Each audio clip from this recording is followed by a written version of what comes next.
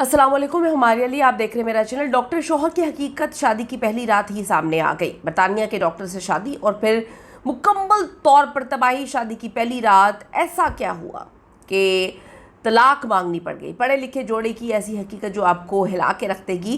क्या सिर्फ तालीम याफ्ता होना ज़रूरी है? क्या मयार सिर्फ तालीम याफ्ता होना ही रह गया है? एक दिल दहला देने वाली सच्ची कहानी वालिदैन के लिए इसमें इतना अहम तरीन पैगाम है। ओवरसीज़ पाकिस्तानी रिश्ता करने से पहले ये वीडियो ज़रूर देखें ताकि आपको इल्म हो सके कि अब क्या कुछ हो रहा है। रिक्वेस्ट है चैनल को सब्सक्राइब करें, हमें आपके सपोर्ट की ज़रूरत है और आपने वीडियो को आखिर तक ज़रूर देखना है। आज मैं आपके साथ एक ऐसी हकीकी जो है कहानी शेयर करूंगी जो बज़ाहिर एक कामयाब और मिसाली रिश्ते की लग रही है कि वाह कितना ज़बरदस्त रिश्ता है, जो कि हम लोग अक्सर करते हैं, लेकिन हकीकत में इसके पीछे इतना ज़्यादा दर्द, इतना बड़ा सदमा और इतनी टॉर्चर, ज़हनी अज़ियत छुपी हुई है, आप तसव्वुर भी नहीं कर सकते। ये जी एक खातून डॉक्टर की है वीडियो, जहाँ पर हम डॉक्टर हानिया का फ़र्ज़ी नाम जो है मैं रख रही हूँ, नाम उनका ज़ाहिर नहीं कर रही। डॉक्टर हानिया एक बड़ी पढ़ी लिखी, कामयाब और प्रोफेशनल खातून थी। इनका ताल्लुक़ एक बहुत ही बड़े मुअज़्ज़ज़ ख़ानदान से है। उनकी शादी भी एक ऐसे शख्स से तय होती है जो डॉक्टर है और यूके में रहता है, बरतानिया में रहता है, डॉक्टर है। इतना कमाल का रिश्ता, इससे बड़ा कोई रिश्ता हो नहीं सकता। पढ़ी लिखी सुलझी हुई फैमिली, पैसे की कोई कमी नहीं, डॉक्टर बरतानिया में, तो आप सोच सकते हैं इस रिश्ते को कौन इनकार करेगा। ज़ाहिर तौर पे देखा जाए तो ये इतना बेहतरीन रिश्ता था, क्या मिसाली रिश्ता था। दोनों अल्लाह तालीम याफ्ता, एक ही पेशे से वाबस्ता, एक ख़ानदान भी एक दूसरे को बड़े अच्छे से जानते हैं।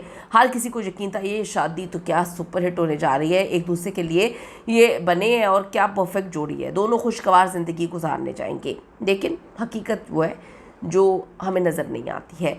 डॉक्टर हानिया बताती हैं कि शादी की पहली रात ही उन्हें एक ऐसा तजर्बा हुआ जिसने उनके या किसी भी दुल्हन के सारे ख्वाब जो है वो चकनाचूर कर दिए। वो कहती हैं उनके शौहर ने मोहब्बत, इज़्ज़त और अपनायत की बजाय उनके जो जिस्मानी खद्दोखाल पर तनकीद शुरू कर दी। ओह माय गॉड, उन्हें जिस्मानी तौर पर कमतर महसूस करवाया गया और ऐसे ऐसे अल्फाज इस्तेमाल किए गए जो एक नई दुल्हन के लिए इंतहाई तकलीफ दे थे, मरने के बराबर थे।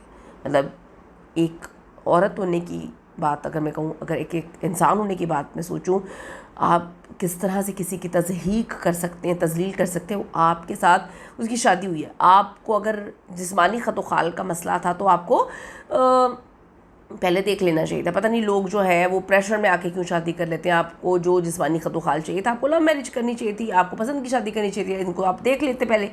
खैर, डॉक्टर हानिया ने कहा ये एक नाकाबिल यकीन सूरत हाल थी, क्योंकि वो समझती हैं कि ज़िंदगी के इस नए सफ़र का आगाज़ मोहब्बत और एहतराम से होगा। मगर उन्हें पहली ही रात इतने मेंटली टॉर्चर का सामना करना पड़ा जिसके बारे में वो तसव्वुर भी नहीं कर सकती।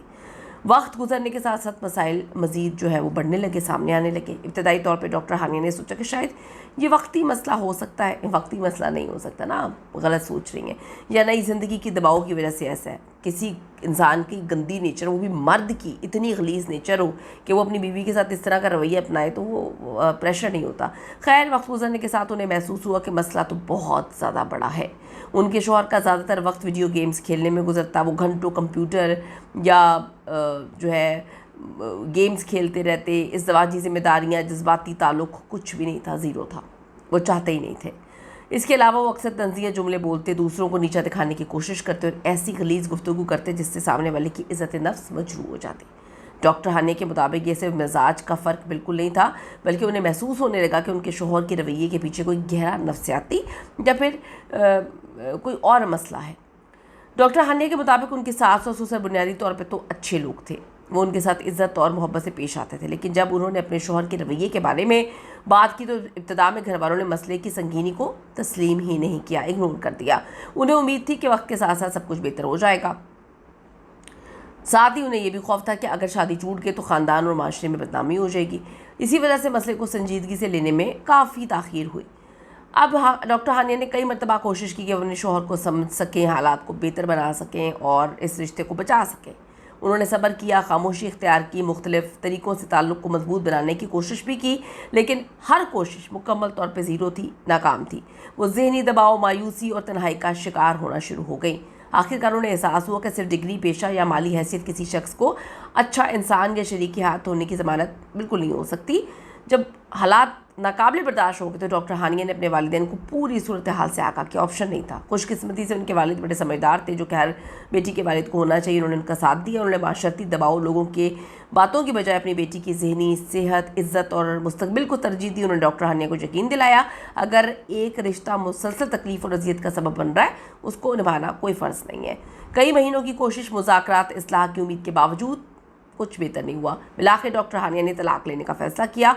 ये फ़ैसला बिल्कुल आसान नहीं था, लेकिन उनके मुताबिक ये उनकी ज़िंदगी की सबसे बड़ी ज़रूरत बन गई थी। अब उन्होंने अपने ज़हनी सुकून, इज़्ज़त नफ्स और मुस्तकबिल को बचाने के लिए इस रिश्ते से अलग होने को इंतखाब दिया। अब सीखना क्या है? पहली बात है कि सिर्फ डॉक्टर, इंजीनियर या किसी भी ओहदे पर फाइज होना या बड़े घर से ताल्लुक़ रखना अच्छे किरदार की ज़मानत नहीं होता, खुदा के लिए समझे। फिर दूसरी बात, शादी से पहले सिर्फ तालीम, आमदनी और ख़ानदानी हैसियत को देखना टोटली गलत है। लड़का बाहर है जी, बड़ा अच्छा हो जाएगा। फिर बाज़ नफ्सियाती जो ऐसे रवैये होते हैं जिनको आपकी लाइफ पर बहुत असरअंदाज होते हैं, उनको अपने पहले से समझना है। फिर अगर वालिदैन को चाहिए, रिश्ता तय करने से पहले थोड़ी सी जांच पड़ताल होना बड़ी ज़रूरी है। और सबसे अहम, अगर कोई बेटा या बेटी किसी तकलीफ़ दे रिश्ते को निभा रहे हैं तो उसका सपोर्ट करें, साथ खड़े हों और यकीन करें बड़ी तकलीफ़ दे सिचुएशन है। मैं समझ सकती हूँ, लोग बहुत सारी चीज़ों को बर्दाश्त करते हैं। कुछ लोग होते ही घटिया हैं और वो रहते ही घटिया हैं। ओवरसीज़ पाकिस्तानी कहाँ से वीडियो देख रहे हैं ये भी बताइएगा, और बताइएगा इस तरह के लोगों को किस तरह से हैंडल करते हैं। कि आपकी फैमिली में कोई इस तरह का बंदा था जिसने आपकी ज़िंदगी को मुकम्मल तौर पर तबाह बर्बाद कर दी। जाने से पहले रिक्वेस्ट है, चैनल को सब्सक्राइब ज़रूर करें, हमें आपके सपोर्ट की ज़रूरत है लाने के बाद।